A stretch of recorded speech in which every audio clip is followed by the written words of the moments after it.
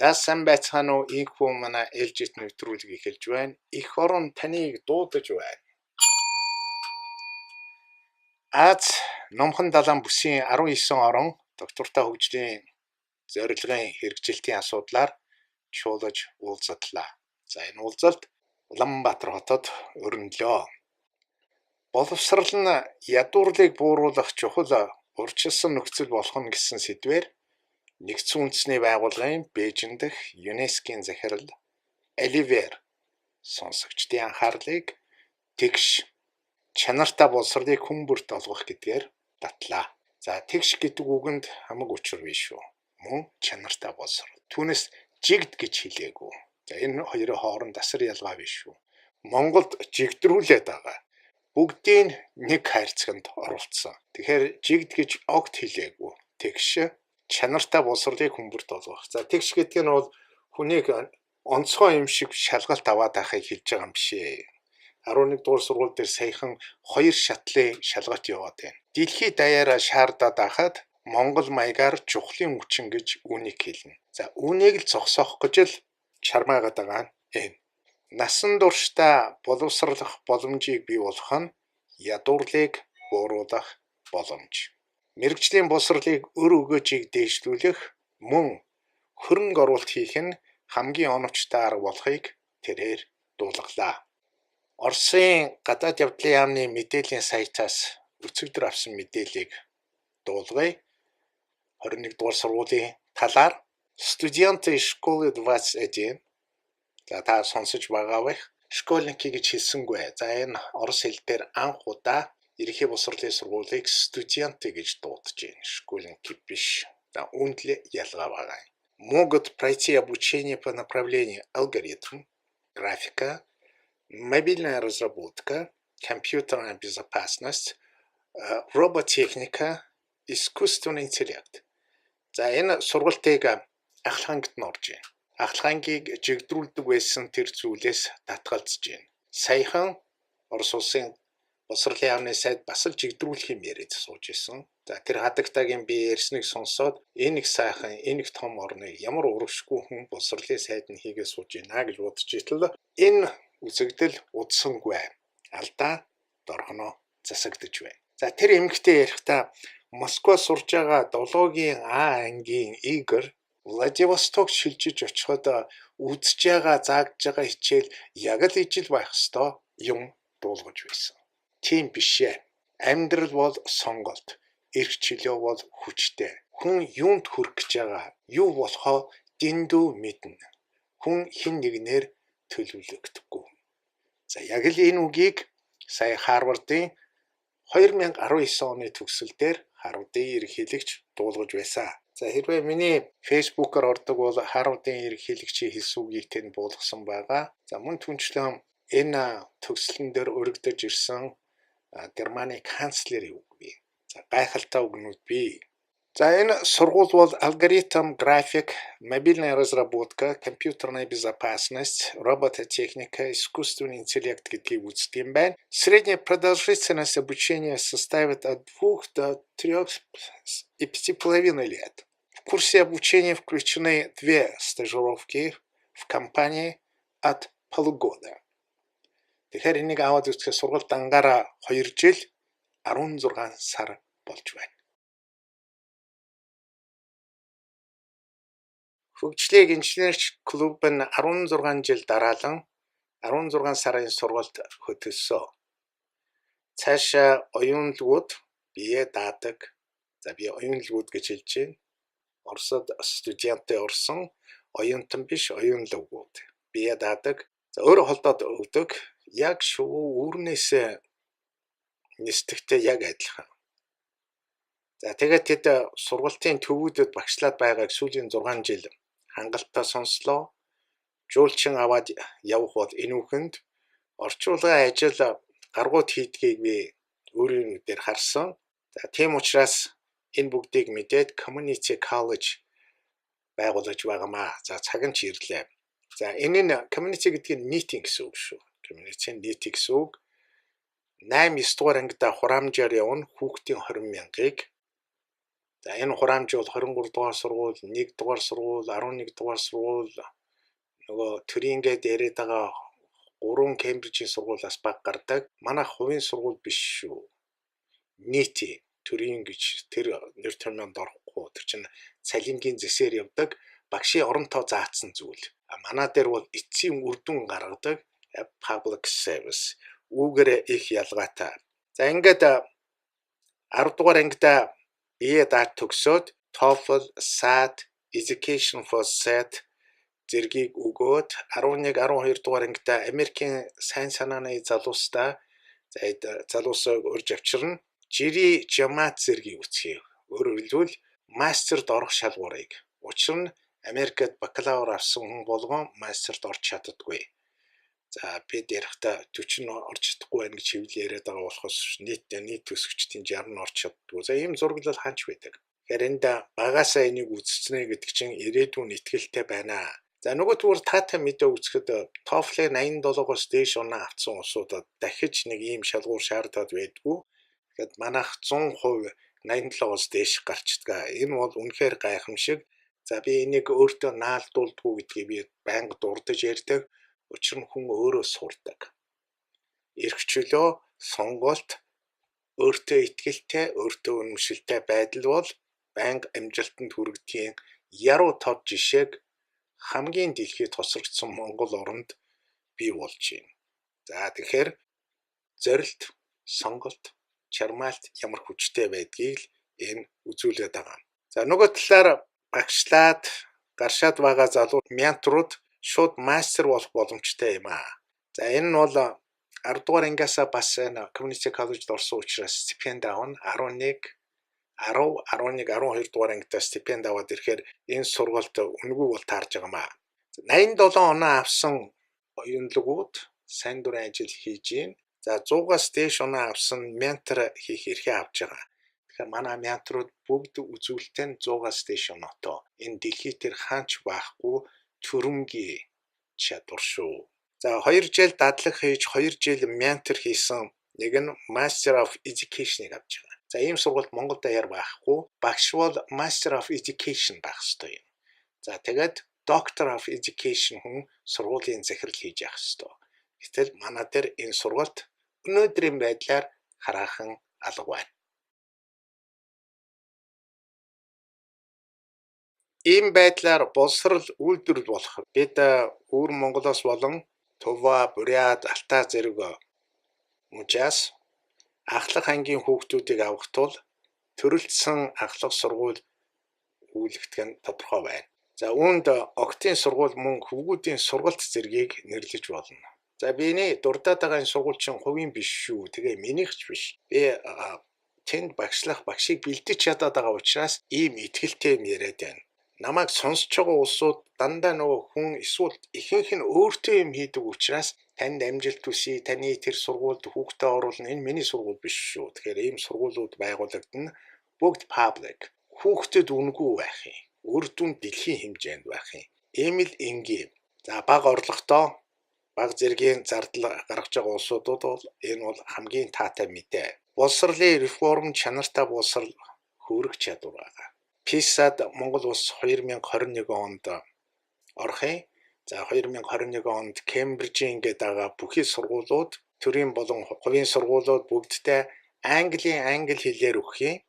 23, 1, 24, 18, Орос 3, Орос 2 гэж бүгд л өөр өөрийн оногдсон хэлэндээ өгөх юм. Герман, Франц, Япон, Солонгос, Орос хэл дээр. За Баян Улгийн аймаг казак хэл үзээд идэх юм бол казак хэл дээр өг. Хөгжлийг инженерчлэгч клуб дангаараа Америк англи хэл дээр өгнө. За бид ийм 7 дугаар ангийн хүүхдүүдийг нодлон авсан. Тэгээ тэр хүүхдүүдийг Америк явуулж байгаад өгүүлэгч нөхцөлийг бүрдүүлнэ. Сонирхолтойг юм. Тэгээ сонирхолгүй нь эндээ байна. За тэрний зардлыг Америкийн элчин сайд боловсролын яамтай ярьж байгаа шийднэ. Бид Америкийн яг тэр өгж байгаа сургууль дээр нь очиж өгнө. Одоо 2 жилийн өмнөхөөс дуулахад бидний оноо 720-оос дээш гараа явчихнаа. Энэ бол дэлхийд байхгүй хамгийн өндөр оноо. Би энэний өмнөх нэвтрүүлгээр дуулгаж исэн. Одоогор хамгийн өндөр оноо нь Сингапур бөгөөд 560 байгаа энэ математик, сайенс энэс бүр доошоо явчихдаг. уншлах ч гэсэн доошоо байдаг. Энэ юу өгүүлж байна гэхээр институцийн тэр нь хувийн сургууль байна уу? Нийтийн сургууль байна уу? Энэс дэш гарахгүй байгаа. За манайхыг бол бие даасан сургууль бас паблик энэ хоёрын их хослол суралцагч төвтэй сургуульд учраас ийм онцгойрсон гэж хэлж болно. Үр дүнтэй байгаад байгаамаа. За үүнд яг л эндээс чанартай боловсролох хөврөх чадвар задрах бөгөөд хилээ дагсан сургалтын хүрээлэн үүсгэх шаардлага гарч байгаа. Бид PISA-гаар ороод үр дүнгээ харчаад Монголын боловсрол яг юунд болохгүй байгаа гэдгийг оншилж боломжоо дэндүү гарч байгаа. Тэгээд цаашдаа бол Монголын залуус бол ямар хил дээр PISA-гаа өгөх юм гэдгийг сонгох юм. За энэ хилээр явагдаж байгаа сургалтыг улам цаашаа үр дүнгийн сайжруулахын тулд хил болгоны хажуугаар боловсролын хүрээлэн байгуулагдана гэсэн үг. За өнөөдөр бид ганцхан хүрээлэнтэй тэгэх юм бол Орос Монголын боловсролын хүрээлэн, Хятад Монгол боловсролын хүрээлэн, Англи Монгол боловсролын хүрээлэн, Герман Монгол боловсролын хүрээлэн, Франц Монгол боловсролын хүрээлэн, Америк Монгол боловсролын хүрээлэн гэж байгуулагдах нь. Энд төгсөөд ах юм байхгүй, их айхтар зардал гараад ах юм байхгүй. Учир нь яг энд хуваагдж байгаа сургууль нь өөрсдөө хүрээлэн болж байгаа. Их энгийн. Ямар ч амжилтанд хүрсэн өрнөл дандаа энгийн байдаг. Папа решает, а Вася сдает. Где это видано, где это слыхано, папа решает, а Вася сдает. Монголд байгаа боловсролын өрнөл нэг ийм юм яваад байгаа. За өөр нэг Орос их гайхалтай нийтийн нэг дуу байдаг.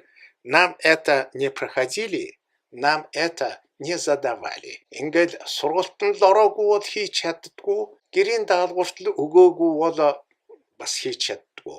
Сургалт гэж энэ биш ээ. Металон бүхнийг сурч чаддаг байх болохоос биш. Өнөөдрийн боловсролын яамны томилсон хэдэн улсуудын мастер план 230 онд хүртэлх байдаг шиг тийм төлөвлөлтөөр явахгүй. Дэндүү хоцроод байна. Хүн энэч хоцроод байна. Хэлж байгаа аргачланч хоцрогдоод байна.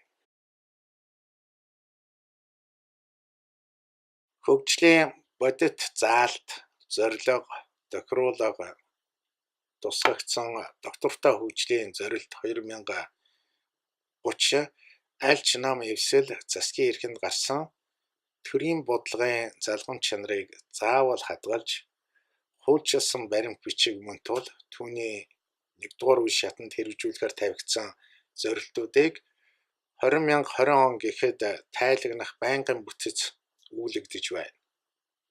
За энэ талаарч санаа тавьж байгаа хүн нэгч алга. За 2020 он гэхэд энэ тайлагнах бүтцийг бий болгож Монгол улс цаашдаа хөгжлөө хүний хөгжлийн индексээр хэмжих болно. За одоо 17 зорилтын сүүлийн хэсгээс эхлээд урагшаага явуулъя. 17 дахь нь partnership for the goals гэж явдаг. За үнэлэх хамаг учир оршин. Учир нь бид намын хөгжлөөр цаашгаа явахгүй. Энэ цагаас эхлээд хамгийн хүчирхэг мессеж гэхээр бид дэлхийтэй нэгэн адил 2030 онд ядуу хөнгөө байх гэх юм бол намын хөгжлийн намын програмаас татгалзаж дэлхийн нийтдээ явъя. 17 дугаар зорилго дээр partnership for the goals. Энэ их учиртай шүү. За зорилго бүхэнд хорших, хамтрах гэсэн үг. Энийг бол манай дээр хөгжлийн төлөөх түншлийг бэхжүүлэх гэдгээр орчуулсан байна. 17-гийн 1-т татвар, бусад орлого, сугдуулах үндэсний чадварыг бэхжүүлэх зорилгоор хөгжиж буй орнуудад олон улсын тусламж дэмжлэг үзүүлэх, хөрөнгө мөнгө бүрдүүлэх үндэсний үйл ажиллагааг сайжруулах гэж заасан байна. За энэ л заалтын биелэлтээр бид нар нэгдсэн үндэснээ байгуулахдаа ажлын хэсэг нэгт холбоог бий болгох шаардлага гарч ирж байна. 17-гийн 1-д дотоодын нийт бүтээгдэхүүн эзлэх засгийн газрын нийт орлого их үүсвэрээр нь гарах ёстой. За бид 6 миллиард долларыг өөрсдөө хийчээд 4-5 нь буцалтгүй тусалцаа, хөнгөвчлсөн зээл гэдгээр яваад нэг 12 дотор багтаад байдаг. За энэний тэлэлтийг зайлшгүй хийх шаардлагатай. За бид ингээд засгийн газрын нийт орлогыг их үүсвэрээр нь бодит гаргаж явах ёстой юм. 17-гийн 1-ийн 2-д орон нутгийн төсвийн эзлэх хувь тэгээд үндсэн төсөвт хэр зэр хуваарлагдж байгааг гаргахын. Гэтэл манай нийт 21 нэгжийн 11 төсвөө бүрдүүлж чаддаг. За манай 360 сумын зөвхөн 2 төсвөө бүрдүүлдэг. Сонгуул хийх их дуртай. Сонгуул төсөвтэй холбогддгийг хинч ухамсарлан ойлгохгүй байна. Тийм учраас төсөв хаана бүрдчихин тэнд сонгуул байх болохоос биш, төсвөө бүрддэггүй газар сонгуул өрнөх нь утгагүй зүйл гэдгийг хэн хэнгүү ойлгох цаг иржээ. Ухамсар гэж үнийг хэлнэ. 17-гийн 2-д тусламж нь үндэсний нийт орлогын 0.7%-ийг нэм буура хөгжилтэй улс оронд 0.15-аас 0.20 гэж оноож үүрэг амлалт авахулсан байдгийг биелүүлэхийг сануулсан байна. Энэ хүчтэй, энэ их чухал заалт бол Монгол улсад шууд хамаарагдаж байгаамаа. 17-гийн 2. Ингээд нэм буура гэдэгт бол Монгол гарцаагүй орно. Тэгэхээр нийтэд бол 0.17-гийн тусцааг баян орн ядуу орондоо өгөхийг ингэж нийт олноороо нэгдсэн үндэсний байгууллагын чуулгаар хүлээн зөвшөөрөлцөөд гар үсэг зуралцсан байдсан байна. Тэгэхээр манай дээр бол 0.15-аас 0.20 байх юм. Эндээс л Монголын хөгжлийн онцлог гарч ирнэ. Уран ухаан гэд яриад байдаг чинь энд байгаа шүү. Бид хүчрэхэг 2 хөрш оронтой. Энэ бол дэндүү том аз. 2 хөрш орны найрамдлын нийгэмлэгийн төлөөлөл парламентд байх бөгөөд 88 аймгаар навчиж байгаа. Хойшоо 8 аймаг хэлэлдэг, урагшаага 8 аймаг хэлэлдэг. Тэдний төсвийг тооцох юм. Аль аймаг нь төсөвтэй юм, хичнээн сум төсөвгүй юм гэдгээр нь явагдаад ингээд нөгөө хүчрэхэг орны тусцааны хуваарлалчин сум бүр дээр, бригад бүр дээр, аймгийн төв бүр болгонд хүртээмжтэй очихын хуваарлтыг бид гаргаад өгчих юм.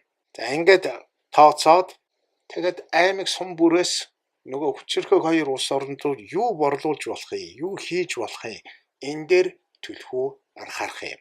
Доктортой хөгжлийн биелэлтэнд нам хэрэггүй. Энэ бол илт боллоо шүү. Тодорхой болохыг томруун зорилт шалгуур үзүүлэлтээр баримттай гаргаж би дурдлаа. Бүгд найрамдах Хятад ард улс дэлхийд эдийн засгийн хүчин чадлаараа 2-д бичигдэж байгаа.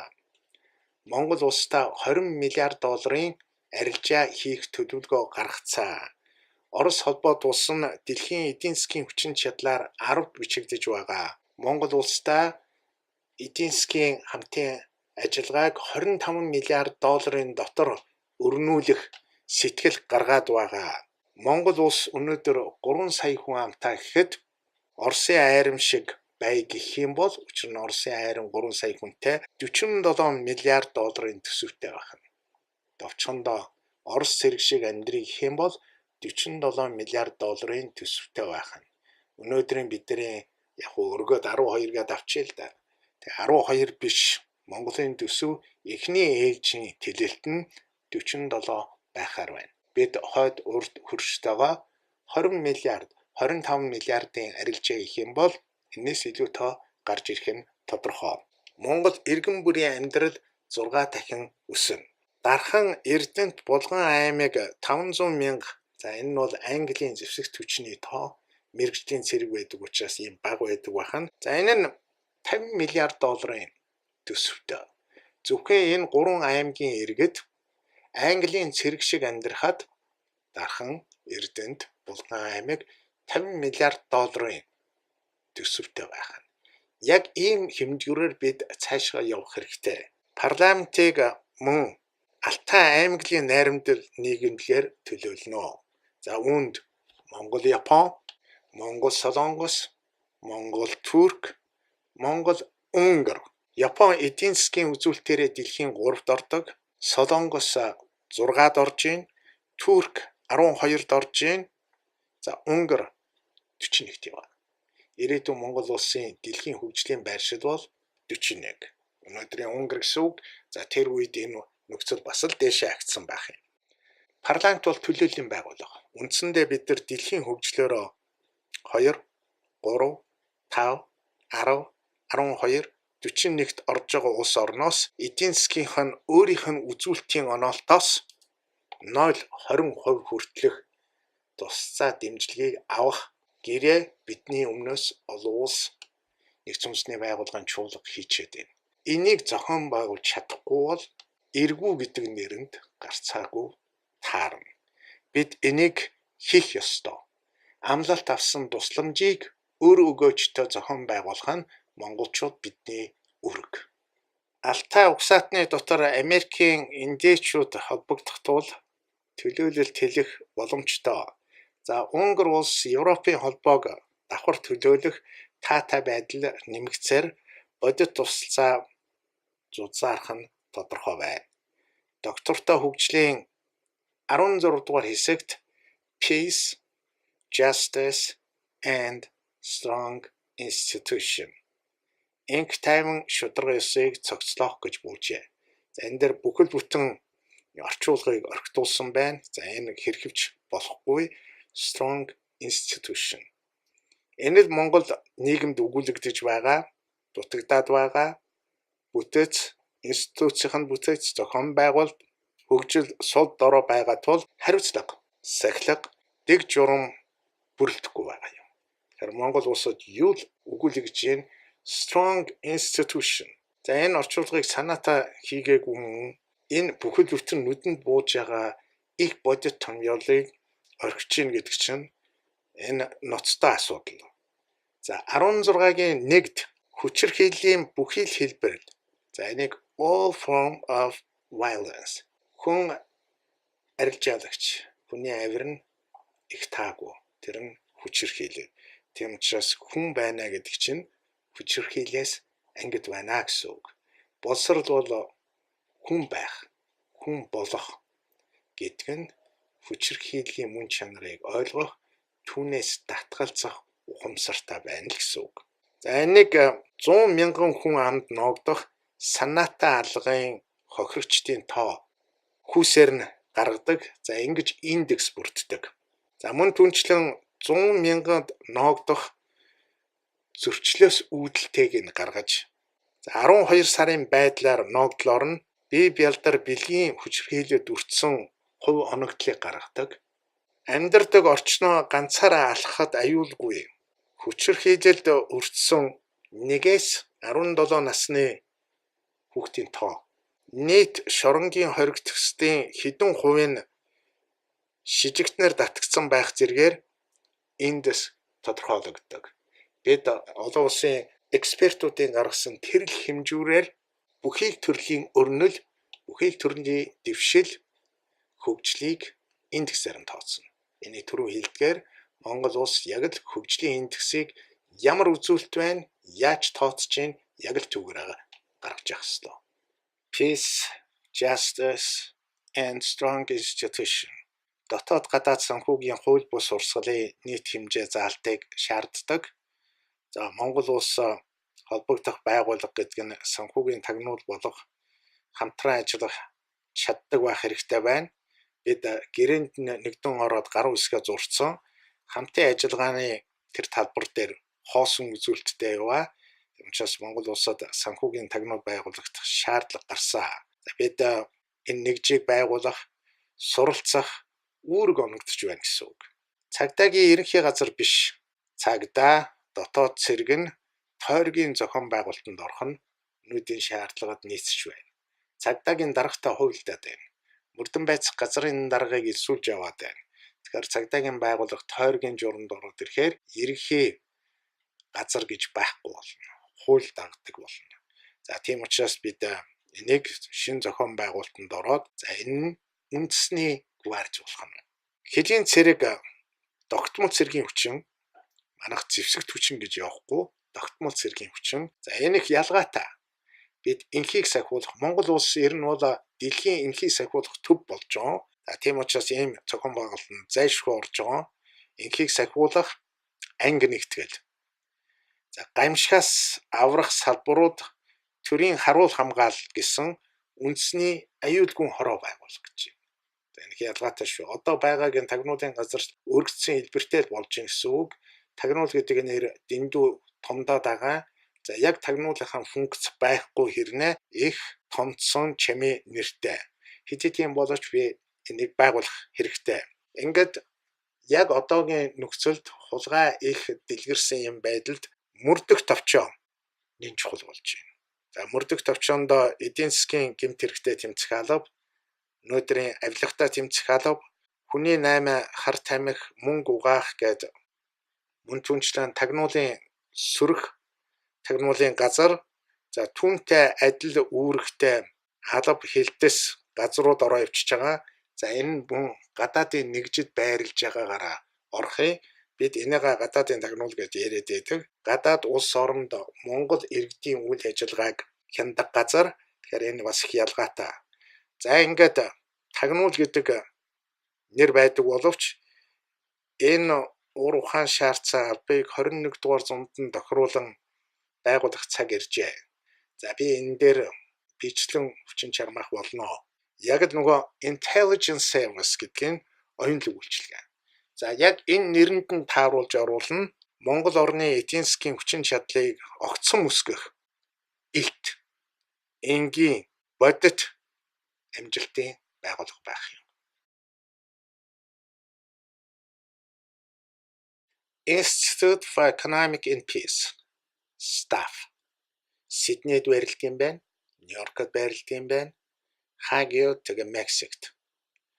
За шинжлэх ухааны академийн төр засгаас дандаа юм нэг хийж юм харж явдаг, гомдоолж явдаг хэдэн улсуудыг өөрөлдвөл дотоодын академичдыг тохирсон ажлын хугацаатай оноогоод нэг тийш нь явуулчаад за хэл соёлтой, чадвартай, үзүүлэлттэй хэн болгоныг дээрх институт болгож хамгийн түрүүнд эрчим хүчний асуудал төлхөө анхаарах хэрэгтэй болж байна. Бид яг энэ дэлхийн нийтийн хөгжлийн энийг зурвас хэсэгт хэрхэвч хоцорж болохгүй тийм хариуцлагагүй байдлыг гаргаж хэрхэвч таарахгүй. За цаг үе шаардаж байна гэсэн шалгуур хөгжлийг тодорхойлдог. Түүнийг ойлгосон хождог. За энэ бол ерөөсөө хүн хорвоо. Энэ дотроо хөрш орны судлалын хүрээлэн энэ чухал байгаа. За Америкийн дараа тэр бомбны тоогоор Хятад тэгээд Орос ордог. Бид хоёр эдийн засгийн хүчирхэг улс орноос гадна хамгийн тодорцсон тэр бомбнуудын тоогоор тодороод байгаа хоёр улс орны хооронд бас байдаг. За бид энэ бол онцлогоо ерөөсөө ашигладаг. Тийм учраас энэ институт тэднийг мэддэг байх ёстой. Очиж харьцдаг байх ёстой. Харьцаа тогтоогох байх ёстой. Монголд урьж авчирдаг байх ёстой.